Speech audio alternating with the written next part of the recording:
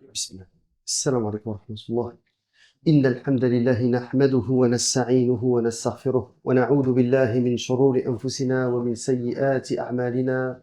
من يهده الله فلا مضل له ومن يضلل فلا هادي له. وأشهد أن لا إله إلا الله وحده لا شريك له.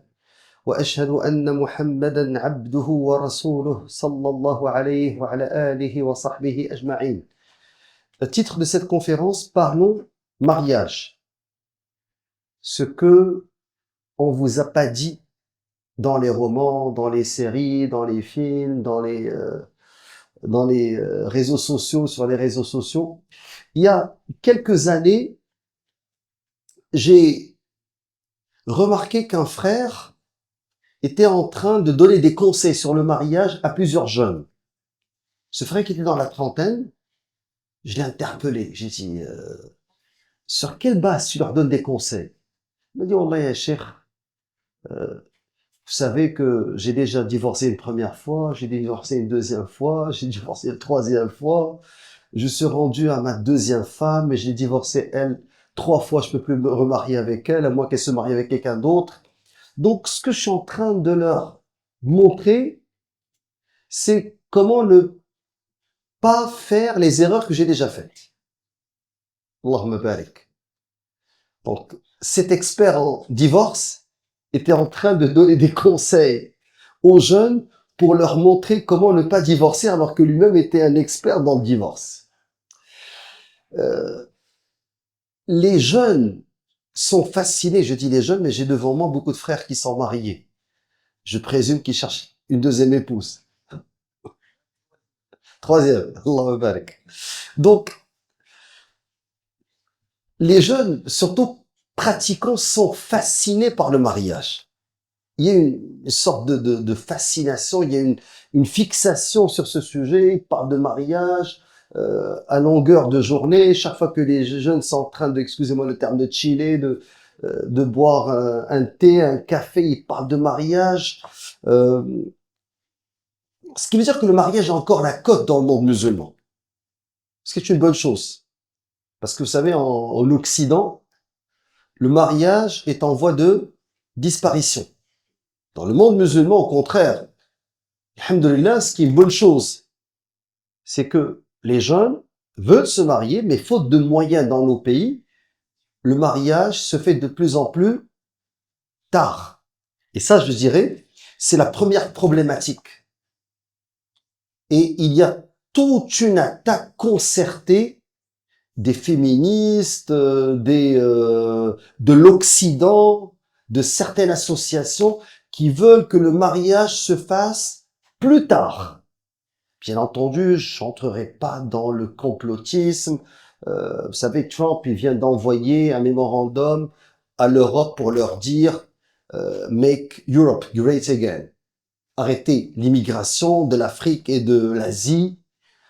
Faites des enfants. Faites en sorte que la chrétienté ne disparaisse pas. C'est ça le discours que Trump entretient. Et c'est pas un discours sur un réseau social, c'est quelque chose qui a été publié par la Maison Blanche. Donc c'est quand même assez sérieux. Et il est en train dans ce document, en train de louanger les mouvements de droite populiste identitaire, d'extrême droite, excusez-moi, populistes identitaires, qui veulent donner plus de force à la nation, une nation blanche, homogène, chrétienne, avec des valeurs, les valeurs de la famille. Donc, en Occident, ils veulent rattraper ce retard, cette absence.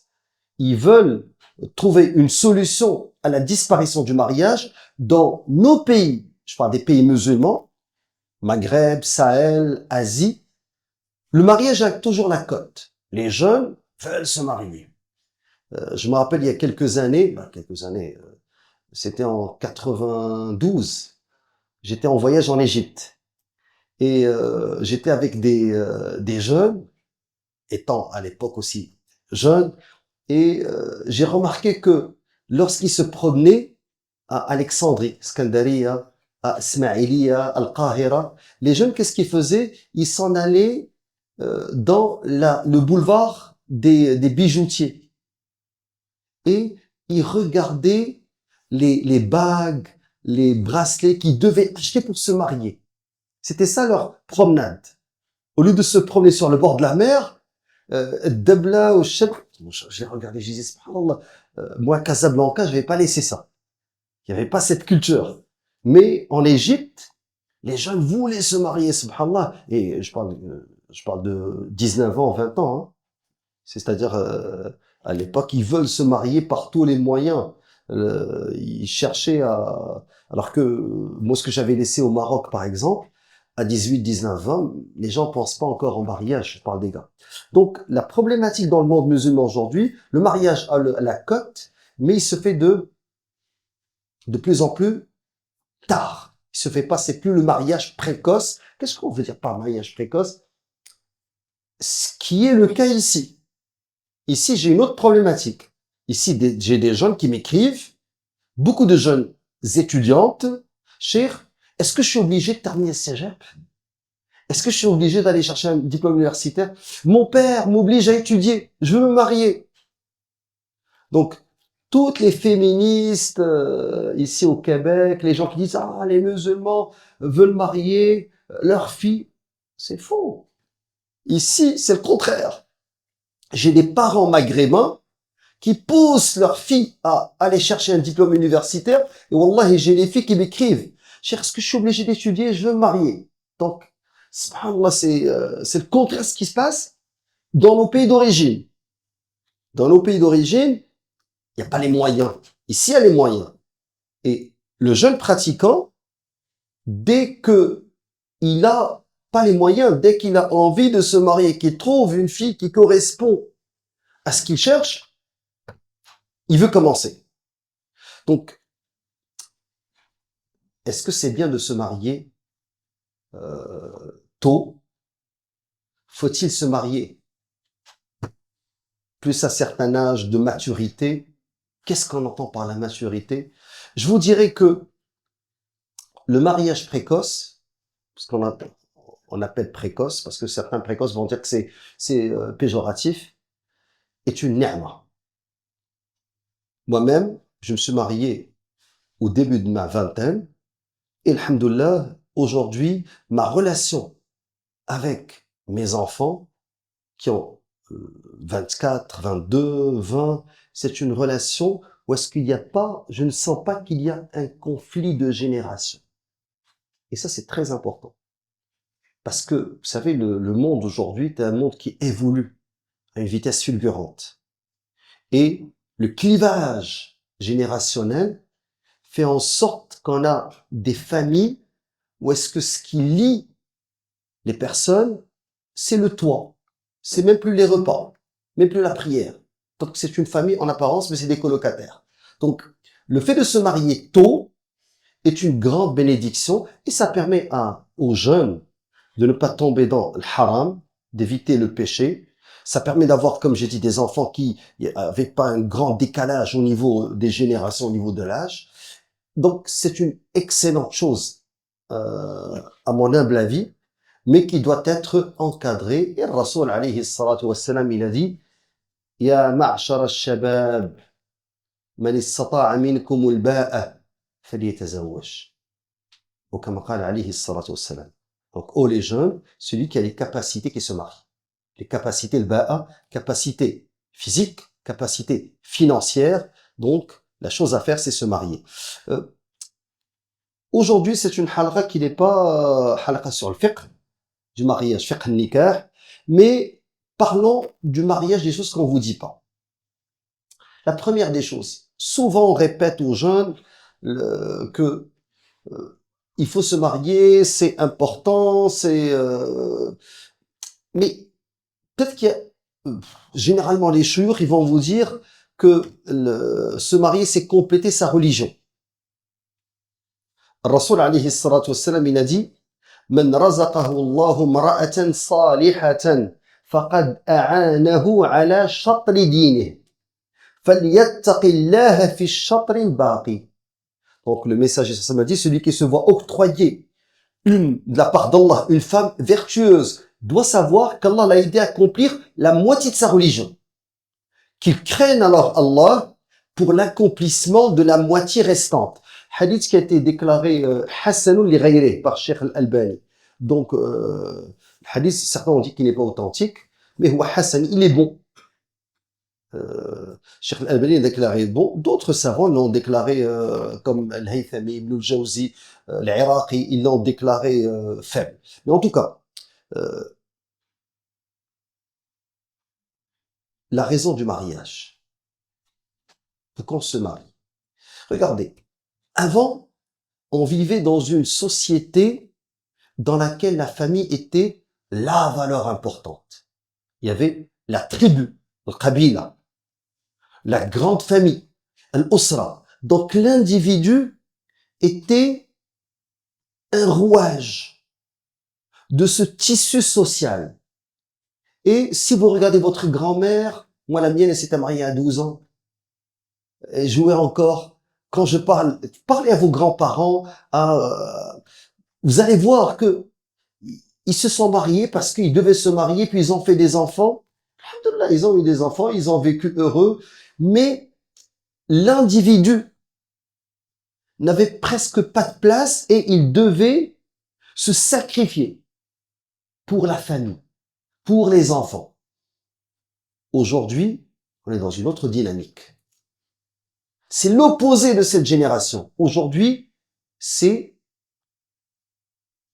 l'égoïsme. Chaque personne se prend pour le nombril du monde. Nafsi, nafsi. Le père, à 40 ans, à 50 ans, il a des hobbies, il a des loisirs, et il veut pas trop sacrifier de son confort, de son temps pour ses enfants. La mère, elle a une vie sur les réseaux sociaux, elle a de l'ambition, elle vient d'arriver du Maghreb, du Sahel, elle est dans la fin de trentaine, début quarantaine, elle étudie le jour, ou travaille le jour, étudie la nuit alors qu'elle a des enfants. Ses enfants n'ont pas beaucoup d'attention. Donc, le défi aujourd'hui, c'est concilier entre ces deux éléments. L'ancienne génération, nos grands-parents, qui se fondaient dans la société. Ils vivaient pour leurs enfants. Pour leurs enfants. La femme te dit, j'ai enduré pour les enfants. Le mari disait, depuis que j'ai les enfants, je fais plus rien. Je les amène à l'école, je les amène faire des activités, je me sacrifie pour eux. Aujourd'hui, je dois tirer la sonnette d'alarme. C'est le contraire. C'est, ouais, j'ai des enfants, mais okay, j'ai ma vie, j'ai mes habitudes, j'ai mes activités. La femme, la même chose. Il se jette le blâme. T'as jamais été pour les enfants. L'autre, il lui dit, mais toi, t'es toujours occupé. Est-ce que vous comprenez ce que je suis en train de dire? C'est ça l'un des grands défis aujourd'hui. Donc, ce qu'on vous dit pas, c'est que aujourd'hui, se marier est difficile par rapport à ce qui se faisait avant. Parce que avant, ce qui comptait le plus, c'était l'institution du mariage. La famille, qui est une valeur de la société. Al-Qabila, la tribu. L'appartenance au groupe. Aujourd'hui, fini tout ça. Le jeune, il veut se marier parce que il a besoin et où il aime une fille, où elle lui plaît. Et elle, c'est la même chose. Elle idéalise. Il y a quelques années, une sœur m'avait écrit qu'elle voulait divorcer. Et quand j'ai cherché à savoir la raison, elle disait qu'elle pensait que le mariage c'était une partie romantique. Elle voyait le mariage comme des voyages, des promenades au bord de la mer, son mari qui lui tenait la main. Pour elle, c'était ça le mariage. Mais elle s'est rendue compte que le mariage, c'est est-ce que tu as acheté le lait, est-ce qu'il y a plus de pain, est-ce que tu as amené les couches, la fille est malade, doit aller chez le médecin, c'est toi qui l'amène, non, c'est pas moi. Il faut faire les devoirs. Et elle sentait qu'elle était en dépression. Pourquoi elle était en dépression? Parce que c'était pas ça l'image idéalisée qu'elle avait du mariage. On l'a pas préparée. Elle pensait que le mariage, c'est des parties de plaisir. Est-ce que vous voyez la problématique? Avant, la fille était préparée au mariage. Elle voyait sa grand-mère, sa tante, Vous voyez, sa mère, elle sait qu'elle elle doit faire du pain, elle doit cuisiner, elle doit prendre soin de la maison. Le gars, il voyait son père qui rentre fatigué chaque jour, qui travaille toute l'année avec quelques jours de congé. Il n'a plus de vie, c'est travailler pour les enfants. Et là, les deux n'ont pas ces modèles. Ils ont des modèles sur les scrolls, sur les réseaux sociaux, ou voient des séries, et pour eux, le mariage, c'est quelque chose d'idéalisé. Et qu'est-ce que ça donne? Ça donne problèmes conjugaux, divorce, séparation. Et là, on est en train de rejoindre l'Occident sur un point. Eux, ils n'ont plus de mariage, mais nous, on a des mariages ratés. Et maintenant, c'est des mariages-divorces. Mariage-divorce, et le taux de divorce est très élevé. Donc, le premier défi, c'est quand on se marie, il faut trouver l'équilibre entre soi-même et cette institution. Mais Ghalid, c'est un pacte qui est lourd, se marier. C'est pas quelque chose à prendre à la légère. Et le deuxième défi, à part cette complémentarité entre moi et la famille, n'oubliez pas ce qu'a dit le Rasul sallallahu alayhi wa sallam. En fait, le hadith, c'est le conseil de Salman al-Farisi radiallahu anhu li Abi Darda. Quand Abu Darda a reçu Salman, avant que le hijab soit légiféré, et Salman al-Farisi radiallahu anhu, il a remarqué qu'Abu Darda radiallahu anhu, il l'a hébergé chez lui, il a fait preuve d'hospitalité, mais il jeûne le jour, fait l'iftar, s'assoit avec son invité, s'envoie dans un coin et prie la nuit. Et la femme, Abu Darda, elle a dit à Salman radiallahu anhu, ton frère, Abu Darda, est très occupé. Et il a compris que sa femme, elle a aussi des droits. Et lui, jeûne le jour et prie la nuit. Alors, qu'est-ce qu'il a donné comme conseil? Il lui a dit, Inna li rabbika alayka haqqa, wa inna li ahlika alayka haqqa, wa inna li nafsika alayka haqqa, fa'a'ti kulli dhi haqqin haqqa. Ton Seigneur a des droits sur toi, ton épouse, ta famille ont des droits sur toi, l'ahl, c'est soit la femme, en particulier, soit la famille en général, a des droits sur toi, ou ont des droits sur toi, et ta propre personne a des droits sur toi. Donne à chacun le droit qui lui sied. Donc, Ar-Rasul, alayhi salam, il a dit, Salman a dit vrai. Aqarrahu. Sunnah taqririya. Donc, ce hadith est devenu un hadith prophétique, et le messager, Salman, ensuite le messager, ce qui nous passe comme conseil, c'est que il faut concilier entre les besoins d'Allah subhanahu wa ta'ala, les besoins de la famille, du couple, et les besoins de l'individu. Et si tu ne trouves pas cet équilibre, maintenant, une astuce, comment rapprocher les couples? Ok, si les couples, le couple, la femme et le mari, sont proches d'Allah Azza wa Jal, ils vont être proches. Ce qui va les lier, c'est Allah subhanahu wa ta'ala. C'est une sorte de triangle. L'épouse, l'époux, Allah subhanahu wa ta'ala. Plus ils sont proches d'Allah, plus ils vont être proches. Leur mentalité va être proche. Oui. Et là, je vais ajouter un troisième point. Donc, premier point.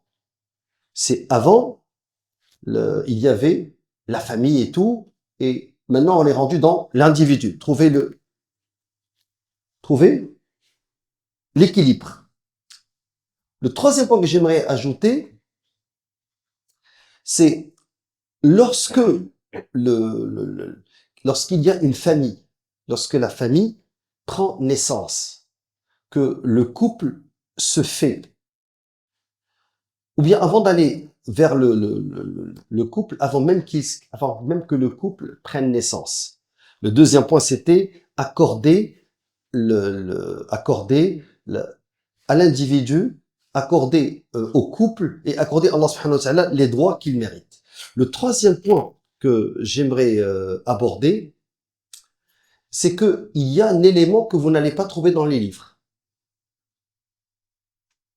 Un élément qui échappe peut-être même à la première rencontre lors des fiançailles. C'est at-tiba'. At-tiba'. Ça veut dire quoi, at-tiba'? Il y a les habitudes, les tempéraments. Pas les habitudes, les tempéraments. il se peut que tu te maries avec quelqu'un et lui, il a un tempérament colérique. Et tu lui as parlé pendant les fiançailles, tu n'as jamais remarqué ça. Tu t'es marié avec une sœur, mais qui a tendance, par exemple, elle se réveille à 11 heures du matin. C'est une princesse. Elle est habituée à se réveiller. Comment tu vas le savoir? Donc ça, c'est, vous savez, il y a une sahabi qui est venue se plaindre au prophète sallam que son mari ne prie pas le fajr. Mais il lui dit, ah, Rasulallah, je viens d'une tribu, ce qui nous réveille, c'est le soleil. Le messager, il arrive, alayhi salam. Donc lui vient, c'est ça, leur tempérament, leurs habitudes, parce que les habitudes, l'habitude est une seconde nature. Hein. Quand tu t'habitues à quelque chose, ça devient naturel pour toi. Et les personnes, ils se réveillent le matin, ils sont maussades. Ils sont pas souriants. Ils veulent parler à personne. Mais comment tu vas le savoir? Donc, le frère et la sœur qui vont se marier, il faudrait qu'ils sachent que il se peut, je vous le dis, ça fait partie du jeu. Il se peut que tu te maries, que tu te rends compte que ta douce moitié a un tempérament que t'as pas vu venir. Ok. Mais comment maintenant éviter d'être surpris? Ben, il faut faire ses devoirs. Et c'est pas pendant l'uqya ou le ru'ya shar'iyya, les fiançailles que tu vas t'en apercevoir. Il faut poser des questions. Avant, ça se passait comment? La mère, elle allait, puis elle s'informait sur la famille de la fille. La mère s'informait sur la famille du gars. Et bah, c'est quel type de personne? Donc, ce type d'investigation avant mariage évite des surprises. On lui dit, ah, c'est une bonne famille, mais eux, ils se réveillent à 11 heures. Toute la famille. C'est des grands dormeurs. Okay. Ah, c'est une bonne famille, mais ça cuisine pas, ça commande. Ok, mais t'as cette information. Euh, c'est pas après le mariage que va dire, ah mais, cher, j'essaie de les réconcilier, mais quelqu'un m'a dit, ça fait 4 ans qu'on est mariés, on n'a jamais cuisiné. J'ai dit, ok, mais l'iftar, petit déjeuner le matin. Il m'a dit, Tim Horton. Wallah. J'ai dit, café, faire un café, espresso. Il m'a dit, on n'a jamais fait un café, on le commande. C'est pas possible. J'ai dit, 2 toasts avec beurre de peanut, avec des... il m'a dit, non, le matin, on prend des bagels Tim Hortons. Ok. En 4 ans de mariage, il m'a dit, on n'a même pas cuit un œuf. Vous avez compris? Donc, si tu t'es informé avant, mais tu vas savoir de quelle personne, ok, mais lui, chez lui à la maison, il n'a jamais sorti les poubelles. C'est son père qui le fait. Il n'a jamais sorti le recyclage. Ok? Il n'a jamais tendu le gazon. Il n'a jamais déneigé. Lui, c'est une je veux dire une princesse. Lui, c'est un prince. Ok. Mais si la sœur, elle le sait pas, elle se marie avec lui. Il se réveille le matin, il veut être servi. Puis il va dire à sa femme, est-ce que tu peux venir descendre, déneiger la voiture? Ah, mais le gars, il a été éduqué comme ça. Il fait rien à la maison. Il est servi. Sa mère lui lave son linge, son père. Donc, ce que je vous dis, c'est que ce type d'information, vous n'allez pas le trouver dans les livres. C'est pas en rencontrant quelqu'un, en étant gêné, la fille, elle est avec son père, lui, il est là, tout le monde est en train de boire un thé. Mais qu'est-ce qu'on fait d'habitude quand on rencontre quelqu'un? On montre la face la plus parfaite de soi-même. C'est ça, on va pas dire voici nos défauts. Tu es en mode séduction. Quand tu es en mode séduction, bah, tu viens avec un bouquet de fleurs. Moi, une fois, un frère, il est venu pour faire rencontre avec une convertie. Et il voulait que je sois présent. C'était à la mosquée. J'étais assis comme ça, les deux, j'ai vu le frère, j'ai pas pu respirer parce que le parfum était tellement fort. Ses cheveux étaient arrangés, le frère était parfait. Il est venu avec des gâteaux, des fleurs, subhanallah. Mode séduction, 3 divorces par la suite. Alors, autre point que j'aimerais aussi aborder, c'est la conception du mariage. Si tu parles à un jeune aujourd'hui, pourquoi tu te maries? On avait fait même des ateliers. La première réponse que les jeunes vont vous dire, cher, je dois me marier parce que je vais pas tomber dans le péché. J'ai besoin. Moi, je parlais avec des frères aujourd'hui. Il m'a dit, ah, cher, le mariage, l'essentiel c'est avoir la femme. Et c'est tout. Je veux pas tomber dans le péché. Je veux éviter zina. Je veux juste me marier. Ok. Donc, les frères, ce qui les motive à se marier, c'est qu'ils vivent dans une société où est-ce qu'il y a beaucoup de tentations. Vous savez, cégep, université, c'est difficile. Il y a quelques années, il y a un cheikh en Égypte, les jeunes lui avaient dit à l'université, cheikh, il faut qu'on se marie, même si on n'a pas les moyens. Il leur a dit, mais si vous pouvez pas marier, jeûnez, il dit, viens avec nous. Et le cheikh, il est parti avec eux à l'université. C'était en plein été, les parfums, les vêtements moulants, transparents. Le cheikh, il leur a dit, même si vous jeûnez, vous n'allez pas pouvoir vous en sortir. Mais mettez des lunettes d'aveugle, bouchez-vous le nez pour passer. Il leur a dit, tu peux pas. C'est fitna si t'es pas marié. Donc, d'une certaine manière, je comprends les jeunes. Étant donné les tentations dans lesquelles ils vivent, ils veulent absolument se marier pour éviter de tomber dans le péché. Maintenant, du côté des sœurs, pourquoi elles veulent se marier? Vous savez, quand on a posé la question aux sœurs, on a fait un atelier ici à Sahaba plusieurs fois. Un atelier des frères, un atelier pour les sœurs. Ben, les frères, ils disaient, je vais pas tomber dans le haram. C'est ça ce qui les motive. Les sœurs, ce qu'elles disaient, je veux me marier parce qu'elle a une vision idéalisée du couple, de l'amour, du chevalier. Il n'y a plus de chevalier aujourd'hui. Non mais, avant, c'était le chevalier qui va venir sur un cheval, qui va l'apprendre. Mais la sœur, elle a une vision très idéalisée. Et quand elle va se marier et qu'elle va se réveiller avec quelqu'un qui est habitué à ce que sa mère lui serve le petit déjeuner et qui va faire la bouffe et qui va prendre soin de la maison, elle est dans la déception totale. Donc c'est important que les deux aient une vraie conception du mariage. Pourquoi on se marie? Pourquoi on se marie? Je pose la question. Pourquoi on se marie? Parce qu'il faut se marier pour éviter de tomber dans le péché, pour fonder une famille. Je vous pose la question. Pourquoi on se marie? Pour toutes ces raisons. Euh, j'ai parlé de compléter sa religion, mais il y a un point très important pour le mariage. Quand on se marie, on assure le besoin de complémentarité. Adam alayhi salam, au paradis, se sentait seul. Et Allah azza wa jal lui a donné de sa côte, il a créé de sa côte, la côte Adam, une compagne pour lui tenir compagnie. Donc la fameuse question, si tu étais dans une île, quelle est la personne que tu aimerais qui t'accompagne? Et ça va être ta femme. Et je parlais avec un frère, subhanallah, euh, il m'a dit que lorsqu'il a perdu son père, il était triste.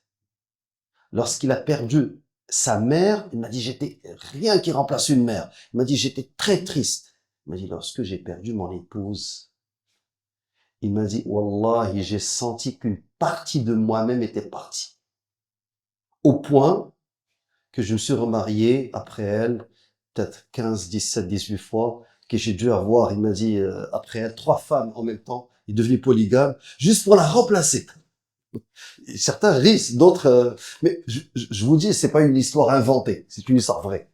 Il m'a dit, lorsque le- ma première épouse est morte, il m'a dit, Wallahi, j'étais tellement triste que j'ai dû me remarier plusieurs fois. Même j'avais un certain moment, il m'a dit 3 femmes. C'est un frère africain. C'était en Afrique. Parce que certains disent, ah, 3 femmes, polygamie interdite au Canada. Non, c'était en Afrique. Il avait, calmez-vous. Il avait trois épouses. Il m'a dit, ils m'ont jamais fait oublier la première. Au point, subhanallah, lorsqu'il a eu une fille, un jour, il m'avait invité chez lui et il a appelé sa fille. J'ai dit, mais tu lui as donné un nom? Il m'a dit, oui, je lui ai donné le prénom de ma première épouse. Je l'ai jamais oublié. Subhanallah. قال تعالى ومن كل شيء خلقنا زوجين لعلكم تذكرون. Et de toutes choses, nous avons créé un couple. Peut-être vous rappellerez-vous. Donc, complémentarité. قال تعالى سبحان الذي خلق الأزواج كلها مما تنبت الأرض ومن أنفسهم ومما لا يعلمون. Louange à celui qui a créé d'eux-mêmes tous les couples, donc, qui a créé tous les couples de ce que la terre fait pousser, de ce qu'ils ne savent pas. Donc, louange à celui qui a créé des couples, donc tous les couples, de ce que la terre pousse et d'eux-mêmes et de ce qu'ils ne savent pas. Donc, il y a ce besoin de complémentarité et ce besoin de complémentarité est partout. Exemple, quand on voit les lois, ce qu'on appelle as-sunan al-kawniyya, les lois cosmiques, on se rend compte que dans l'électricité, il y a le pôle positif et le pôle négatif. Okay, ça c'est dans le courant. Dans l'atome, il y a les électrons, il y a les protons. Ils doivent être en contact. Donc, il y a cette complémentarité. Donc, quand on se marie, on se complète. Tu peux réussir au niveau académique, avoir une bonne carrière. Et moi, je parle maintenant à certaines sœurs, parce qu'il y a ce courant qui se développe. Même ici, elle m'écrit, le plus important, c'est je vais faire carrière, je vais terminer mes études, je vais travailler, j'aurai mon appart, ma voiture, mon boulot. Quand j'aurai 38 ans, je réfléchirai si je vais me marier. Je lui dis non. 38 ans, après tu vas réfléchir à te marier, tu vas penser à te marier. Moi je dis, il y a une complémentarité. Et subhanallah, aux frères qui viennent me voir, qui me disent, je sens que j'ai raté ma vie. T'as combien d'enfants? Il me dit, j'ai 4 enfants. T'as une épouse? Sujud lillah. Prends soin de toi et dis alhamdulillah. Comment t'as raté ta vie? T'as une famille, t'as des enfants, t'as une épouse. Alhamdulillah, il y a des gens au bled. Il a 40 ans et il rêve d'avoir une femme. Il y a des sœurs au bled, elle a 38 ans, elle rêve d'avoir un bébé. Toi, t'as 4 enfants, t'as une famille. Subhanallah, il y a des gens qui sont les artisans de leur propre malheur. Pourquoi? La yahmadullah azza wa jal. La yashkurullah. Il n'est pas reconnaissant. Il ne louange pas Allah, il ne remercie pas Allah azza wa jal. Il fait preuve d'ingratitude. Donc, l'objectif du mariage, tu assures ta complémentarité, tu complètes ta religion, tu permets la reproduction et la perpétuation de l'espèce humaine.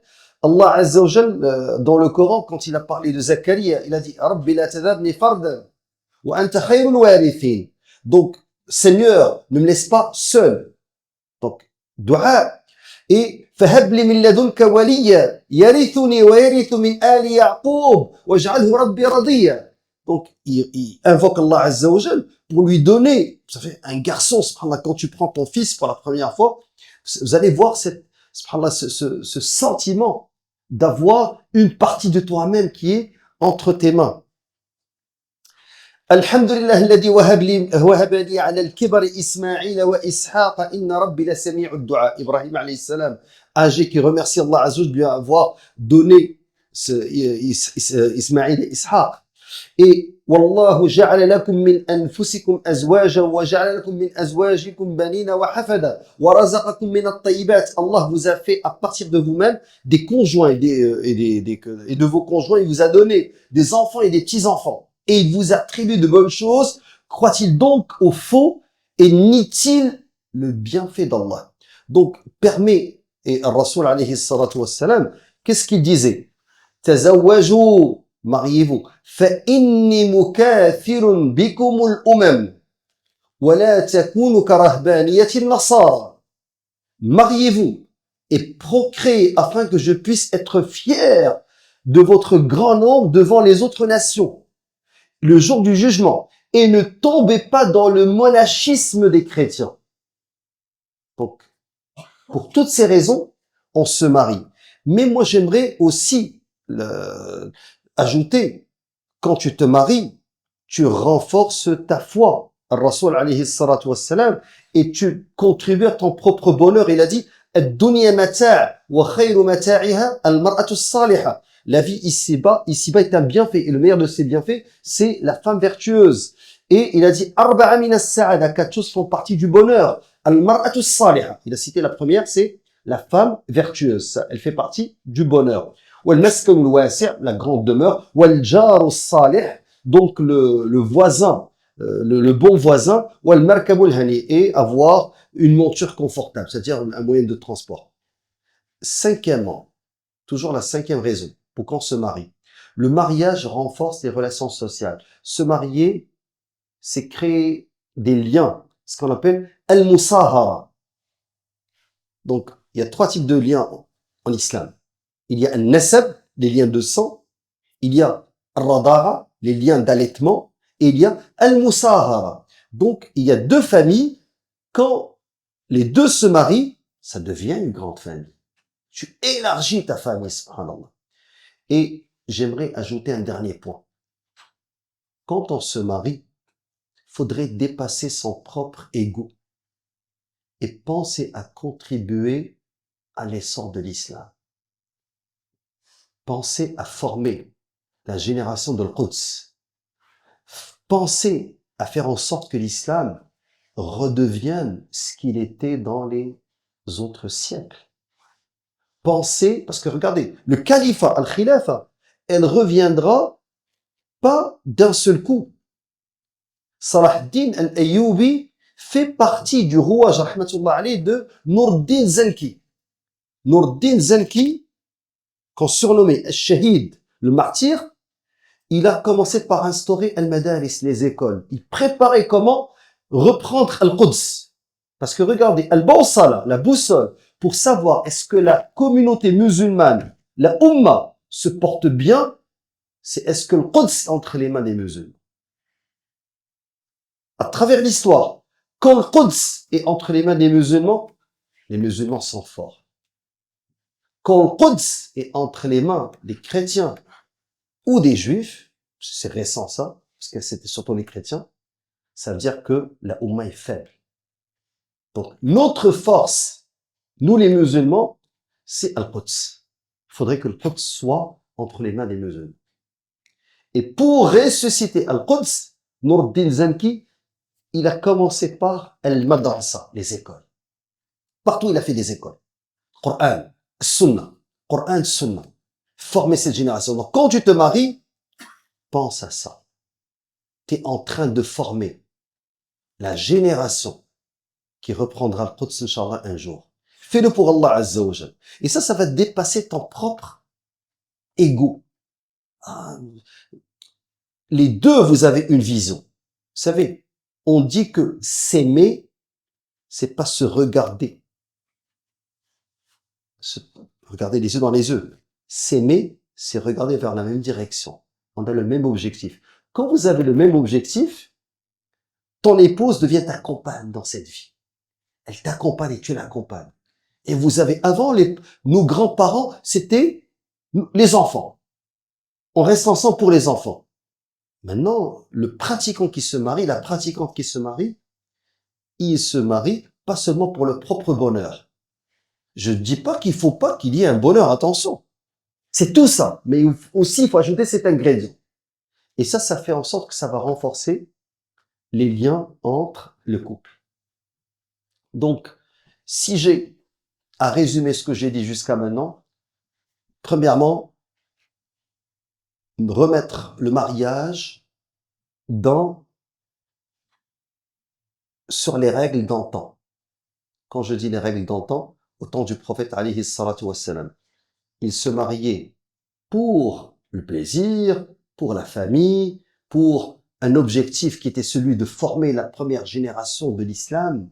Chaque sahabiya, quand vous savez, leurs enfants, le premier prénom qu'ils donnaient, c'était Abdullah. Quand vous allez voir Sahaba, vous allez trouver que toujours le premier fils, c'est Abdullah. Donc, même au niveau du choix des prénoms, subhanallah, il y a cet objectif de fonder Al-Ummah. Donc, je vais arrêter, parce que c'est pas une longue conférence, c'était plus dardasha, plus une discussion, où est-ce que je voulais passer certains messages, et je vais vous laisser le soin de commenter, de poser des questions, d'ajouter des choses. Subhanakallah bihamdik, ashhadu an la ilaha illa ant. نستغفرك ونتوب إليك.